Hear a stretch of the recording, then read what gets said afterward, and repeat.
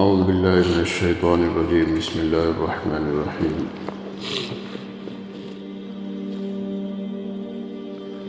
وآتوا النساء صدقاتهن نحلة فإن طبن لكم عن شيء منه نفسا فكلوه هنيئا مريئا ولا تؤتوا السفهاء أموالكم التي جعل الله لكم قياما وارزقوهم فيها واكسوهم وقولوا لهم قولا معروفا وابتلوا اليتامى حتى إذا بلغوا النكاح فإن آنستم منهم رشدا فادفعوا إليهم أموالهم ولا تأكلوها إسرافا وبدارا أن يكبروا ومن كان غنيا فليستعفف ومن كان فقيرا فليأكل بالمعروف فإذا دفعتم إليهم أموالهم فأشهدوا عليهم وكفى بالله حسيبا.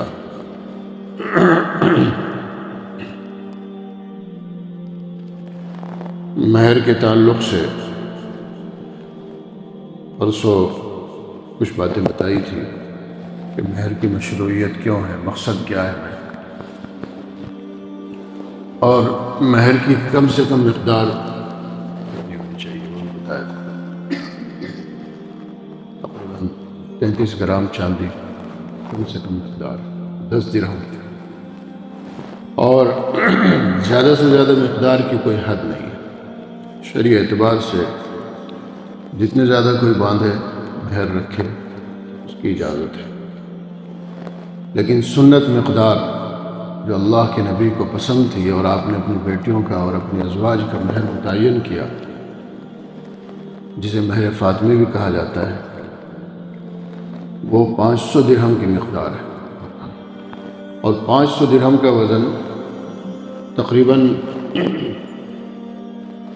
1 کلو اور 531 یا 533 گرام چاندی وزن، یعنی 1.5 کلو سے کچھ زیادہ چاندی. یہ مسنون مہر ہے جو سب سے پسندیدہ ہے اور جناب رسول اللہ صلی اللہ علیہ وسلم کی سنت ہے. اللہ نے فرمایا وَآتُوا النِّسَاءَ صَدُقَاتِهِنَّ نِحْلَةً، عورتوں کو ان کا مہر خوش دلی کے ساتھ دے دیا کرو. جاہلیت کے زمانے میں 3 باتیں لوگوں کے اندر تھی. مہر تو پہلے سے تھا، میں نے بتایا کہ مہر تو جب سے نکاح ہے تب سے مہر. جاہلیت کے زمانے میں بھی مہر کا رواج تھا، لیکن بے اصولی تھی.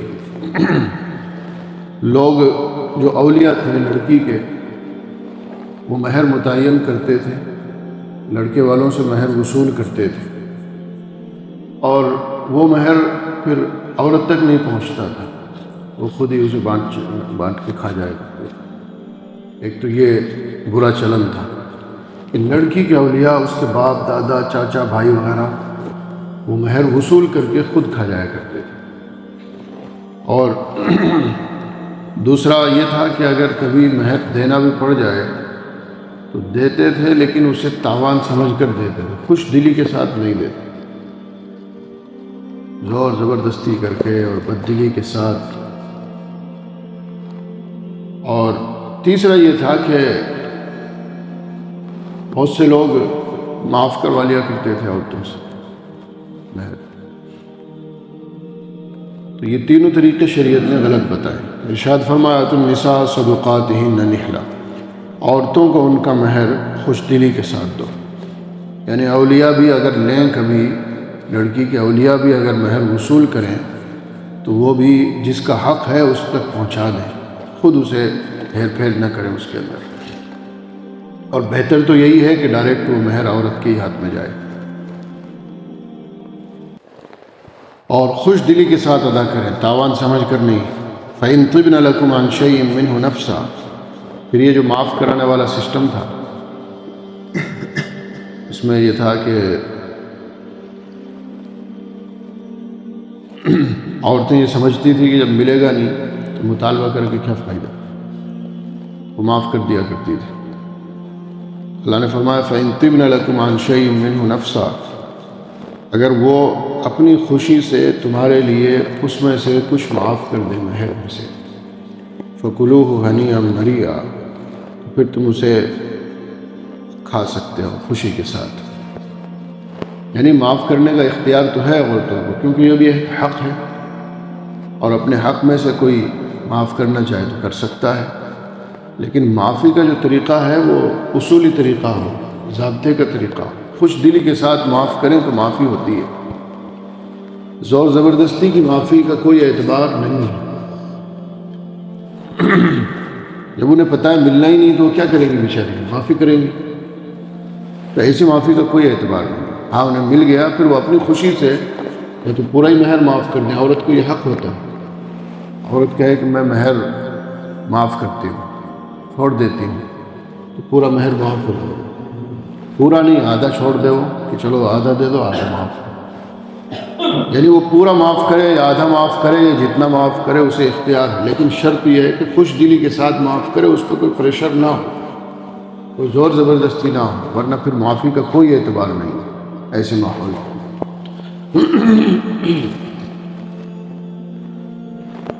آج بھی بعض علاقوں کے اندر یہ رسمیں ہیں کہ لوگ مہر باندھ دیتے ہیں، آپ کے یہاں تو مہر ہی اتنا تھوڑا سا ہوتا ہے، اس میں کیا معاف کرے اور کیا دے، لیکن بعض علاقوں میں مہر بھاری بھرکم باندھتے ہیں، باندھ تو لیتے ہیں لاکھوں لاکھوں روپے میں، لیکن دیتے نہیں ہیں۔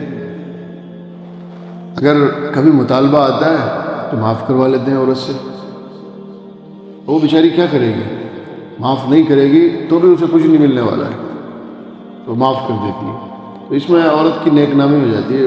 وہ مرد ہی جو ہے تعریف کرتے پھرتے معاف کر دیا بھائی، معاف کر دیا، حالانکہ ماں باپ کچھ نہیں کیا اس نے۔ لیکن یہ معافی اس وقت ختم ہو جاتی ہے جب عورتوں تعلقات خراب ہو جائیں اور طلاق ہو جائے، پھر معافی کا اعتبار نہیں ہوتا، پھر لڑکی کے اولیاء کہتے ہیں اب تو دینا ہی پڑے گا، معاف کر دیا تو بھی دینا پڑے گا۔ یعنی یہ جاہلیت کی جو رسمیں آج بھی کچھ نہ کچھ ہمارے معاشرے کے اندر موجود ہیں۔ وَلَا تُؤْتُوا السُّفَهَاءَ أَمْوَالَكُمُ الَّتِي جَعَلَ اللَّهُ لَكُمْ قِيَامًا وَارْزُقُوهُمْ فِيهَا وَاكْسُوهُمْ وَقُولُوا لَهُمْ قَوْلًا مَّعْرُوفًا۔ پیچھے جو تذکرہ چل رہا تھا یتیموں کے اموال، باپ مر جائے اور چھوٹے بچے ہوں تو ان کا جو ولی ہے وہ ان کے اموال کی، ان کے مال کی، ان کی جائیداد کی، پراپرٹی کی حفاظت کرے گا۔ واپس وہی تذکرہ آ گیا کہ جب تک بچے بڑے نہ ہو جائیں، سمجھدار نہ ہو جائیں، باشعور نہ ہو جائیں، اس وقت تک ولی ان کے مال ان کے حوالے نہیں کرے گا، بلکہ اپنے قبضے میں رکھے گا۔ انہیں کھانے پینے کی، پہننے کی ضرورت ہے، وہ ضرورت یہی پوری کرے گا، ان کی ضرورت کے بقدر یہی خرچہ کرے گا، لیکن ان کے حوالے نہیں کرے گا جب تک ان کے اندر شعور نہیں ہوگا، عقل نہیں ہوگی۔ بچوں کو مال حوالے کر دیا، وہ ضائع کر دیں گے، خراب کر دیں گے، اس لیے فرمایا لا تؤتوا السفهاء أموالكم التي جعل الله لكم قياما۔ ناسمجھوں کو ان کے مال، اپنے اموال حوالے مت کرو، وہ مال جو اللہ رب العالمین نے تمہارے لیے سرمایہ زندگی بنایا ہے۔ وارزقوہم فیہا واکسوہم، اور اس مال میں سے انہیں کھلاتے بھی رہو اور پہناتے بھی رہو۔ وقولوا لہم قولا معروفا، اور ان سے بھلی بات کہتے رہو، یعنی اگر وہ مطالبہ کریں کہ بھئی ہمارا مال دو تو ان سے بھلی بات کہتے، سمجھا دو انہیں تمہارا ہی ہے، میں تمہیں ملنے والا ہے، تھوڑے سے اور سمجھدار ہو جاؤ، تھوڑا سا اور وقت انتظار کر لو، تمہیں ملے گا۔ قولوا لہم قولا معروفا، بھلی بات کہتے رہو۔ علماء نے اس آیت سے یہ مسئلہ بیان کیا ہے کہ اس آیت میں اللہ رب العالمین نے اگرچہ یتیموں کا حکم بیان کیا ہے کہ یتیموں کو مال حوالے مت کرو، لیکن الفاظ عام استعمال کیے، جس کا مطلب یہ بنتا ہے کہ جو بچے یتیم نہیں ہیں، یعنی اپنے بچے، انہیں بھی جب تک وہ باشعور نہ ہو جائیں اس وقت تک اپنے مال حوالے مت کرو۔ آج کل جیسے بعض لوگ اپنے مال کی چابی سونپ دیتے ہیں بچوں کو، خوشی میں سوچتے ہیں بچہ سمجھدار ہو گیا یا ہو جائے گا، یہ غلط طریقہ ہے۔ لا تؤتوا السفهاء اموالکم، اپنے مال بچوں کے حوالے مت کرو، نہ سمجھ جب تک ہو، باشعور نہ ہو جائیں۔ اور شعور کی جو مدت ہے، یہ کوئی ضروری نہیں کہ بچہ بالغ ہو جائے تو شعور بھی ہو جائے، بعض مرتبہ نکاح تک بھی شعور نہیں آتا، نکاح بھی ہو گیا، بچے بھی ہو گئے تو بھی سمجھداری نہیں آتی۔ اس لیے علماء نے لکھا ہے کہ جب تک شعور نہ آ جائے، اور خود قرآن کے اندر اس کا اشارہ ہے اگلی آیت میں، جب تک شعور اور سمجھداری نہ آ جائے اس وقت تک مال ان کے حوالے مت کرو۔ یعنی کم سے کم ہمارے ہاں کم سے کم 25 سال کی مدت جو ہے وہ شعور کی ہے، سن شعور۔ 25 سال سے پہلے شعور خالی کسی میں آتا نہیں۔ اور مال کو بتایا جعل اللہ لکم قیاما، تمہارے لیے سرمایہ زندگی ہے، یعنی مال جو ہے اس کے اوپر زندگی کا دار و مدار رکھا ہے اللہ رب العالمین نے۔ اس لیے مال کو اکٹھا کرنا اور مال جمع کرنا اور مال بچا کے رکھنا یہ کوئی بری بات نہیں ہے، سمجھداری کی بات ہے۔ مال کے حقوق انسان ادا کرتا رہے، زکوٰۃ، صدقات وغیرہ، اس کے بعد مال کو بچا کر رکھنا اور جمع کر کے رکھنا یہ کوئی بری بات نہیں ہے، کیونکہ مال نہ ہونے کی صورت میں انسان زیادہ نقصان اٹھاتا ہے، تکلیف پڑ رہا ہے۔ حدیث میں فرمایا کاد الفقر ان یکون کفرا، کہ فقر اور تنگ دستی انسان کو بعض مرتبہ کفر تک پہنچا دیتی ہے۔ وہ زمانہ تھا صحابہ کرام رضی اللہ عنہم اجمعین کا یا اسلاف کا اور خیر القرون کا، جس میں مال نہ ہونے کے باوجود لوگ ساری تکلیفیں اور پریشانیاں برداشت کر لیتے تھے۔ اب کا جو زمانہ ہے اس میں اگر مال نہ ہو اور انسان کو کوئی ضرورت آ پڑے تو سب سے پہلے مال حاصل کرنے کے لیے آدمی اپنے ایمان کا اور اپنے دین کا سودا کرتا ہے، اس لیے مال انسان کے پاس ہونا چاہیے۔ وابتلوا الیتامى حتی اذا بلغوا النکاح، اور فرمایا کہ یہ جو یتیم بچے تمہاری پرورش میں ہیں، جن کا مال اور جائیداد تمہارے پاس ہے، ان کی آزمائش کرتے رہو، آزماتے رہو، انہیں سکھاتے رہو جب تک کہ نکاح کی عمر کو نہ پہنچ جائے۔ آزمانے کا مطلب یہ ہے کہ ان سے کچھ معاملے اور کچھ کام چھوٹے موٹے کروا کے دیکھتے رہو سمجھداری آ گئی ہے یا نہیں آ گئی، تجربہ کرتے رہو۔ تو اس سے یہ ہوگا کہ ایک تو تمہیں پتہ بھی چلتا رہے گا شعور اور سمجھداری کتنی آ گئی ہے بچوں کے اندر، دوسرے جب ان سے بار بار چھوٹے چھوٹے کام کروائے جائیں گے تو ان میں سمجھداری جلدی آئے گی۔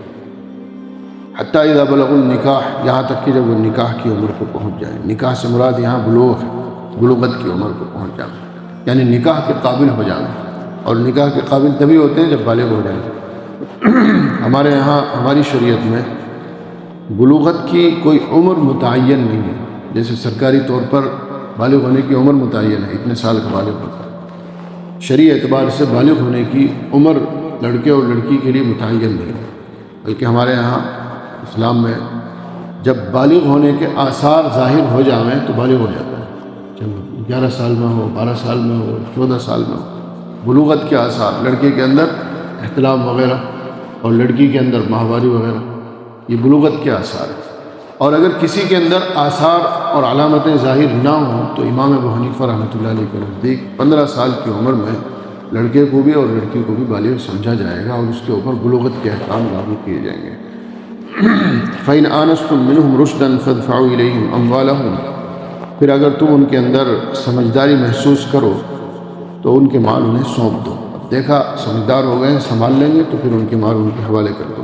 وَلَا تَأْكُلُوهَا إِسْرَافًا وَبِدَارًا أَن يَكْبَرُوا، اور فضول خرچی کرتے ہوئے اور اس ڈر سے کہ یہ بڑے ہو جائیں گے ان کے مال کو جلدی خرچ مت کرو۔ نہ تو فضول خرچی کرو ان کے مال کے اندر، اور نہ اس ڈر سے کہ بھئی اب یہ بڑے ہونے والے ہیں، اب دینا پڑے گا، انہیں سونپنا پڑے گا تو جلدی جلدی اڑا دو، ایسا نہیں کر سکتے، یہ خیانت ہے۔ وَمَنْ كَانَ غَنِيًّا فَلْيَسْتَعْفِفْ، ایک ولی ہے جو ان کی مکمل نگرانی کر رہا ہے، ان کے خرچے بھی برداشت کر رہا ہے، چاہے انہی کے مال میں سے ہو، لیکن انہیں سنبھال رہا ہے، ان کے مال کی حفاظت بھی کر رہا ہے۔ فرمایا اگر وہ مالدار ہے، خود کھاتے پیتے گھر سے ہے، اللہ نے اسے دیا ہے، تو اسے چاہیے کہ وہ یتیموں کے مال سے خود کچھ بھی نہ کھائے، بچ کے رہے بالکل۔ ہاں اگر ولی خود ضرورت مند ہے، تنگ دست ہے، محتاج ہے، اس کا کوئی دوسرا ذریعہ آمدنی نہیں ہے، تو وہ ان کی خدمت کا اور ان کے مال کو سنبھالنے کا کچھ معاوضہ لے سکتا ہے۔ وَمَنْ كَانَ غَنِيًّا فَلْيَسْتَعْفِفْ، جو مالدار ہے وہ چاہیے کہ بچتا رہے۔ وَمَنْ كَانَ فَقِيرًا فَلْيَأْكُلْ بِالْمَعْرُوفِ، اور جو تنگ دست ہو اسے چاہیے کہ وہ دستور کے موافق کچھ کھا سکتا ہے ان کے مال میں سے۔ فَإِذَا دَفَعْتُمْ إِلَيْهِمْ أَمْوَالَهُمْ، پھر جب وہ باشعور ہو جائیں اور تم ان کے مال انہیں ادا کرو تو پھر گواہ بنا لو، اس کے اوپر گواہوں کی موجودگی میں سارا معاملہ کرو تاکہ بعد میں تنازع نہ ہو، جھگڑا نہ ہو، لین دین کے معاملے میں۔ شریعت نے گواہوں کا بڑا اہم کردار بتایا ہے بہت سارے موقعوں کے اوپر۔ تو یہاں بھی کہ جب ان بچوں کو ان کا مال حوالے کرو تو تو گواہ متعین کر دو، گواہوں کے سامنے سارا معاملہ کرو۔ وَكَفَى بِاللَّهِ حَسِيبًا، اور اللہ رب العالمین حساب لینے کے لیے کافی ہے۔ یعنی یہ گواہ تو انتظامی اعتبار سے ہیں کہ بھئی نظم صحیح رہے، بعد میں بات نہ بگڑے، جھگڑا نہ ہو۔ لیکن اگر کسی نے حقیقت میں ہیر پھیر کی ہوگی، خیانت کی ہوگی، کچھ مال میں ڈنڈی ماری ہوگی، تو پھر اللہ رب العالمین تو حساب لیں گے، اللہ کے یہاں حساب دینا پڑے گا۔ اللہ